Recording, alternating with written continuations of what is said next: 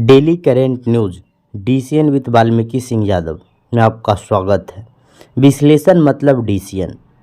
Daily current news में आज चर्चा के विषय बना हुआ है जलवायु परिवर्तन, इसके कारण एवं प्रभाव।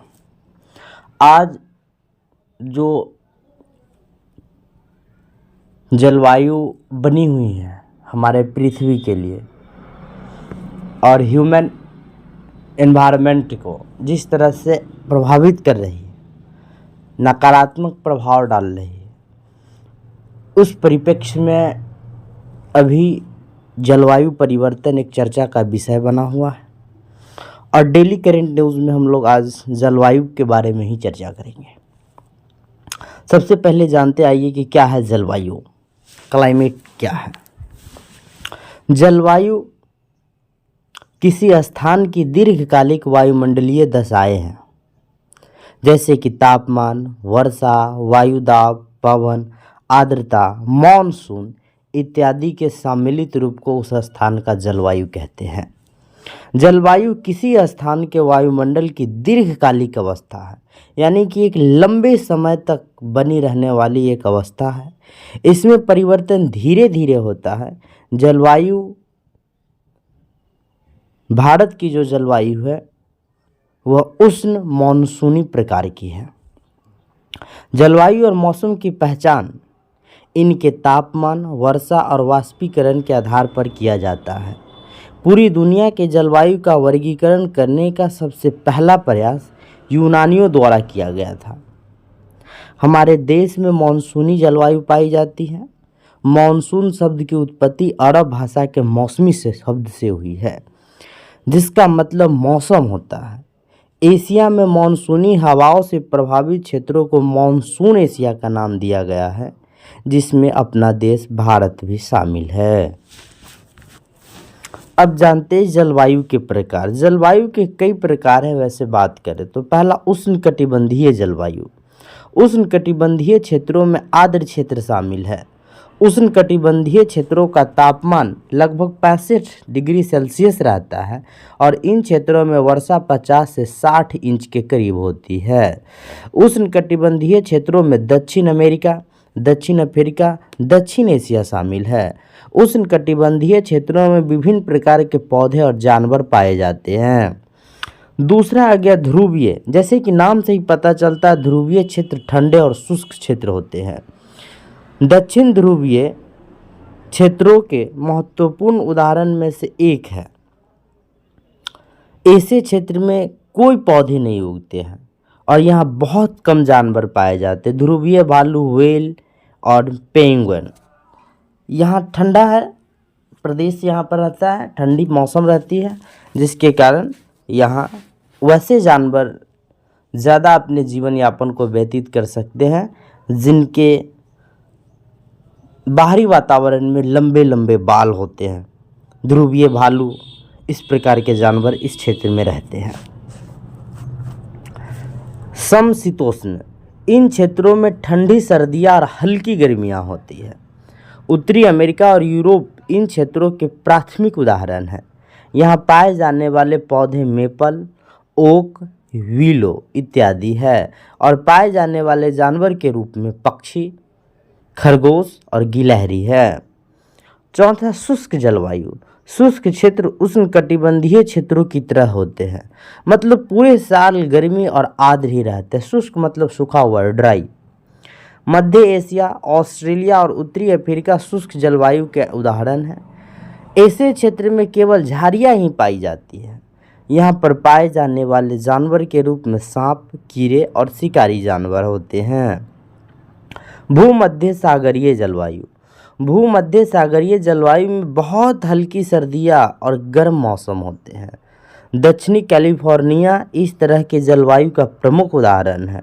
इन क्षेत्रों में सांप और बीजों के साथ साथ झाड़ियाँ देखी जा सकती है। छठा टुंड्रा जलवायु। जैसे कि नाम से पता चलता है, टुंड्रा जलवायु बहुत ठंड होते हैं। पहाड़ इसके उदाहरण हैं। इन क्षेत्रों में पौधों का जीवन काफ़ी कम है और लोमड़िया, भेड़िए, भालू, गिलहरी जैसे जानवर यहाँ पाए जाते हैं। ये 6 प्रकार की जलवायु है। ऊपर दिए गए क्षेत्रों में परिवर्तन बहुत लंबे समय के बाद होता है। जलवायु किसी एक विशेष क्षेत्र में लंबे समय तक बने रहने वाला एक मौसम है। इसमें परिवर्तन दशकों में होता है।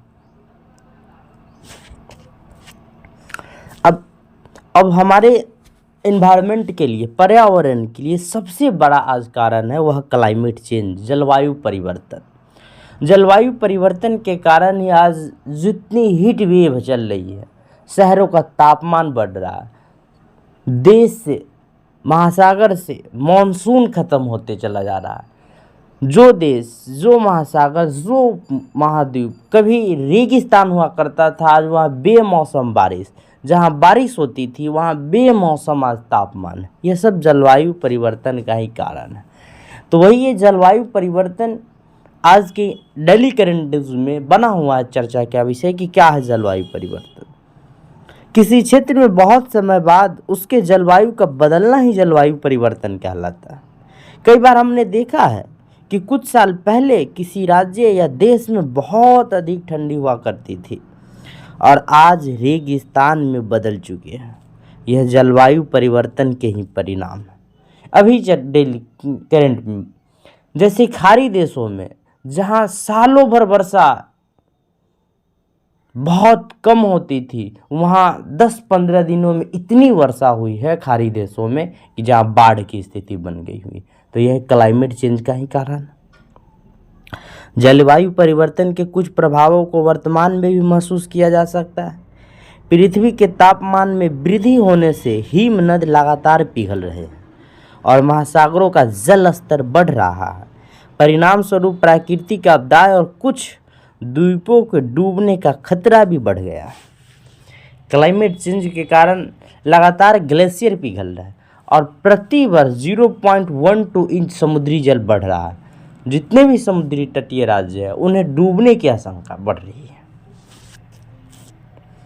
पृथ्वी की जलवायु में परिवर्तन कितना हो रहा है? पृथ्वी के कुछ हिस्से दूसरे हिस्सों की तुलना में तेजी से गर्म हो रहे हैं, लेकिन औसतन पिछले 100 वर्षों में पृथ्वी के सतह के पास वैश्विक वायु तापमान लगभग 2 डिग्री फ़ारेनहाइट बढ़ गया है। पिछले 5 साल सबसे गर्म 5 साल रहे हैं। जब पूरी पृथ्वी का तापमान 1 या 2 डिग्री बढ़ता है तो उस परिवर्तन का पृथ्वी के पौधों और जानवरों के स्वास्थ्य पर बहुत बड़ा प्रभाव पड़ता है। अब जलवायु परिवर्तन के कारण क्या क्या हो सकते हैं? Cause of climate change, green house gases.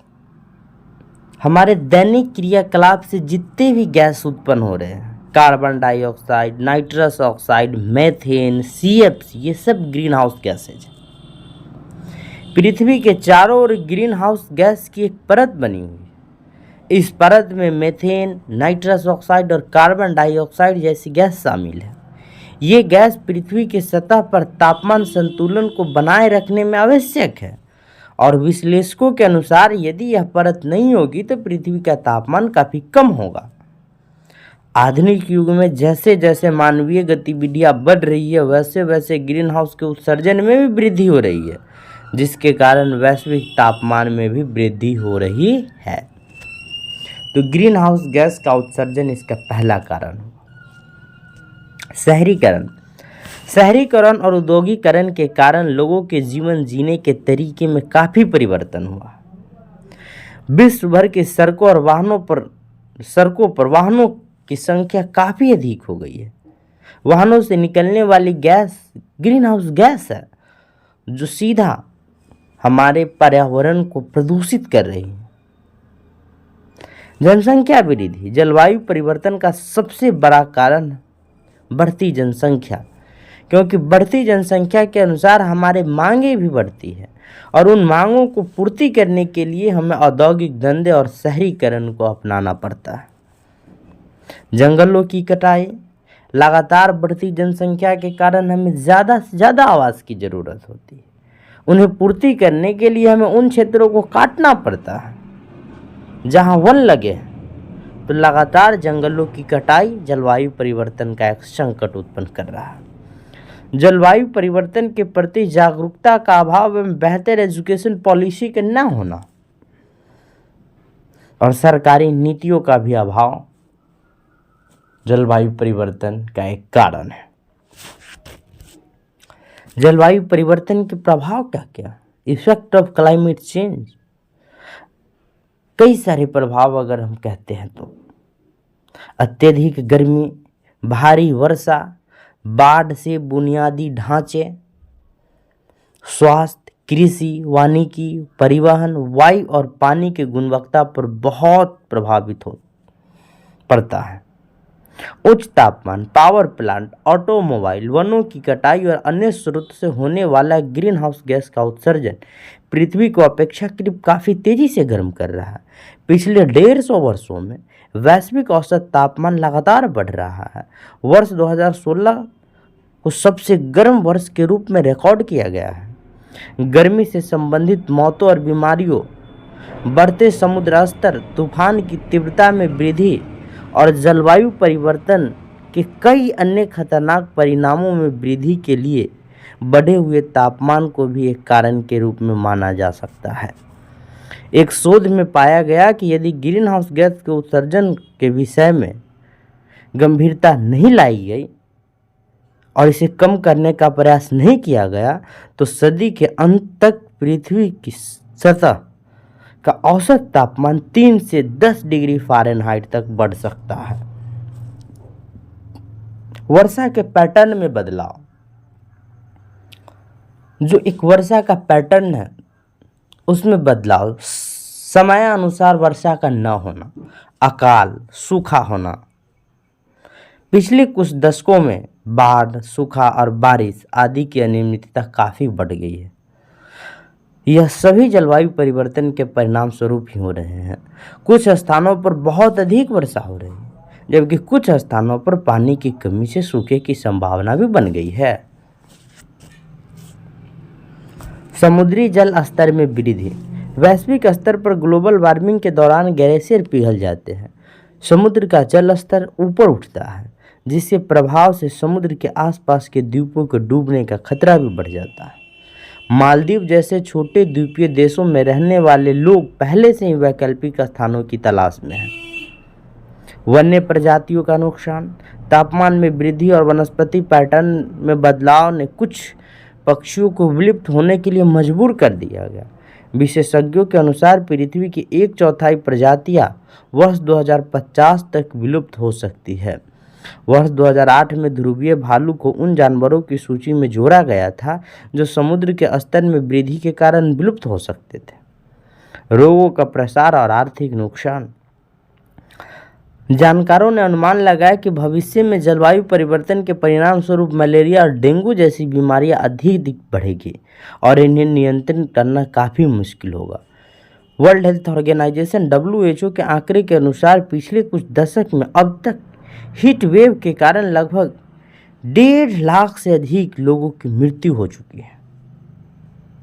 जंगलों में आग। जलवायु परिवर्तन के कारण लंबे समय तक चलने वाली हीट वेव ने जंगलों में लगने वाली आग के लिए उपयुक्त गर्म और शुष्क परिस्थितियां पैदा की है।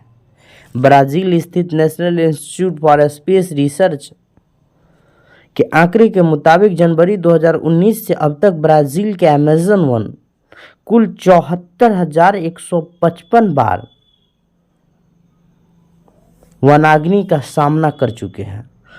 साथ ही यह भी सामने आया है कि अमेज़न वन में आग लगने की घटना बीते वर्ष 2018 से 85% तक बढ़ गई है। जलवायु परिवर्तन से निपटने हेतु वैश्विक प्रयास। जलवायु परिवर्तन पर अंतर सरकारी पैनल IPCC। जलवायु परिवर्तन पर अंतर सरकारी पैनल IPCC जलवायु परिवर्तन से संबंधित वैज्ञानिक आकलन करने हेतु संयुक्त राष्ट्र का एक निकाय है जिसमें 195 देश शामिल है।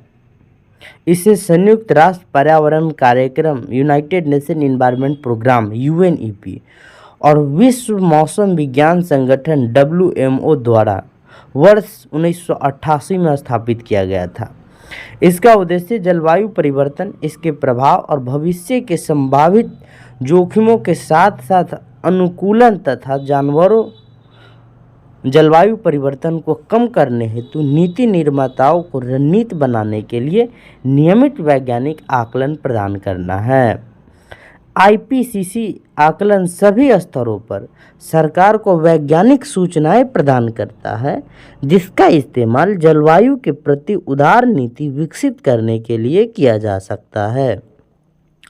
आईपीसीसी आकलन जलवायु परिवर्तन से निपटने के लिए अंतर्राष्ट्रीय वार्ताओं में महत्वपूर्ण भूमिका निभाता है। संयुक्त राष्ट्र जलवायु परिवर्तन फ्रेमवर्क सम्मेलन यूएनएफसीसीसी यह एक अंतर्राष्ट्रीय समझौता है जिसका उद्देश्य वायुमंडल में ग्रीन हाउस गैस के उत्सर्जन को नियंत्रण करना है। यह समझौता जून 1992 के पृथ्वी सम्मेलन के दौरान किया गया था। विभिन्न देशों द्वारा इस समझौते पर हस्ताक्षर के बाद 21 मार्च 1994 को इसे लागू किया गया।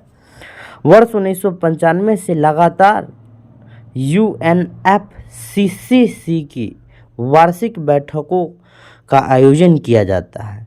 इसके तहत ही वर्ष 1997 में बहुचर्चित क्योटो समझौता हुआ और विकसित देश एनेक्स 1 में शामिल देश द्वारा ग्रीन हाउस को नियंत्रण करने के लिए लक्ष्य तय किया गया। क्योटो प्रोटोकॉल के तहत 40 औद्योगिक देशों को अलग सूची एनेक्स 1 में रखा गया। संयुक्त राष्ट्र जलवायु परिवर्तन फ्रेमवर्क की वार्षिक बैठक को conference of the parties COP के नाम से जाना जाता है। पेरिस समझौता जलवायु परिवर्तन के लिए कई समझौते हुए, इनमें पेरिस समझौता एक महत्वपूर्ण समझौता रहा। यदि पेरिस समझौता की बात की जाए तो पेरिस समझौता जलवायु परिवर्तन से निपटने के लिए एक अंतर्राष्ट्रीय समझौता है। वर्ष 2015 में 30 नवंबर से लेकर 11 दिसंबर तक 195 देशों की सरकार के प्रतिनिधित्व ने पेरिस में जलवायु परिवर्तन से निपटने के लिए संभावित नए वैश्विक समझौते की चर्चा की। ग्रीन हाउस गैस के उत्सर्जन को कम करने के लक्ष्य के साथ संपन्न 32 पृष्ठ एवं 29 लेखों वाले पेरिस समझौते को ग्लोबल वार्मिंग को रोकने के लिए एक ऐतिहासिक समझौते के रूप में मान्यता प्राप्त है। जलवायु परिवर्तन और भारत के प्रयास। जलवायु परिवर्तन पर राष्ट्रीय कार्य योजना NAPCC जलवायु परिवर्तन पर राष्ट्रीय कार्यान्वयन योजना का शुभारंभ 2008 में किया गया था। इसका उद्देश्य जनता के प्रतिनिधियों, सरकार के विभिन्न एजेंसियों, वैज्ञानिक, उद्योग और समुदायों को जलवायु परिवर्तन से उत्पन्न खतरे और इसके मुकाबला करने के उपायों के बारे में जागरूक करना है। इस कार्य योजना में मुख्यतः 8 मिशन शामिल है। पहला राष्ट्रीय सौर मिशन, दूसरा विकसित ऊर्जा दक्षता के लिए राष्ट्रीय मिशन, सुस्थिर निवास पर राष्ट्रीय मिशन, राष्ट्रीय जल मिशन, सुस्थिर हिमालयी पारिस्थितिक तंत्र हेतु राष्ट्रीय मिशन, हरित भारत हेतु राष्ट्रीय मिशन, सुस्थिर कृषि हेतु राष्ट्रीय मिशन, जलवायु परिवर्तन हेतु रणनीतिक ज्ञान पर राष्ट्रीय मिशन। इसके अलावा भारत के राज्यों और केंद्र शासित प्रदेशों द्वारा state action plan on climate change SAPCC पर राज्य कार्य योजना तैयार की गई, जो national action plan on climate change के उद्देश्यों के ही अनुरूप है। जलवायु परिवर्तन को अब हम कैसे रोक सकते हैं? जलवायु परिवर्तन को रोकने के लिए कई सारे उपाय हैं। अपने पर्यावरण को हरा भरा बनाए रखें। लाखों लोग हर दिन काम करने के लिए ड्राइव करते हैं क्योंकि हमारी आवश्यकता बढ़ गई है। जिससे कई सारे नकारात्मक प्रभाव हैं। लाखों कारें ग्रीन हाउस गैस का उत्पादन करती है जो हमारे वातावरण को नष्ट कर देती है। जब जलवायु परिवर्तन के कारणों की बात आती है तो गाड़ियों से निकलने वाले खतरनाक गैस सबसे प्रमुख कारक है। इसीलिए अपने पर्यावरण को सबसे पहले हरा भरा बनाएं, यानी कि वृक्षारोपण। ऊर्जा का ज़्यादा उपयोग ना करें। आपको अपने घर में ऊर्जा का उपयोग कम से कम करने के लिए हर संभव प्रयास करना चाहिए। लाइट बंद करनी चाहिए। उन डिवाइसों को अनप्लग कर जिनका आप अब उपयोग नहीं कर रहे हैं। खुद और दूसरों को शिक्षित करें। जलवायु परिवर्तन के बारे में दूसरों को शिक्षित करना जलवायु परिवर्तन को कम कर सकता है। चाहे आप वर्ड ऑफ माउथ या सोशल मीडिया का उपयोग करें। हमेशा दूसरों को शिक्षित करने के तरीके कई हो सकते हैं। हमारे ग्रह पर जलवायु परिवर्तन क्या कर रहा है? आप जलवायु परिवर्तन के खतरों के बारे में दूसरों को शिक्षित करके और इसके खिलाफ कैसे कार्य करें, इसके बारे में शिक्षित करके पृथ्वी की रक्षा करने में मदद कर सकते हैं। जनसंख्या को नियंत्रित करें and to control the population and family action plan. परिवार नियोजन पद्धति को अपनाकर अपनी आवश्यकताओं को कम कर कई सारे प्रक्रिया है जिससे हम जलवायु परिवर्तन को कम कर सकते हैं। आज की इस सेशन में दो मुख्य बात अब है कि जलवायु और मौसम में अंतर क्या है। मौसम एक विशिष्ट घटना है जो थोड़े समय में घटित होता है, जैसे कि आंधी तूफान। आज 24 घंटे में मौसम अलग अलग हो सकता है। कभी ज़्यादा तापमान बढ़ेगा, कभी हवा आ जाएगी। ये मौसम है।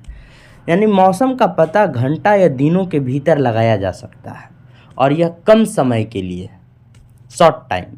लेकिन जलवायु एक दीर्घकालिक घटना है, लंबी अवधि तक रहने वाली घटना है। जलवायु किसी स्थान पर लंबी अवधि में मौसम का औसत स्थिति है, लमसम 30 वर्ष। जैसे कि भारत की जलवायु मानसून जलवायु है भारत में, तो लंबे समय से है। ये 2 दिन में नहीं मानसून आ गए।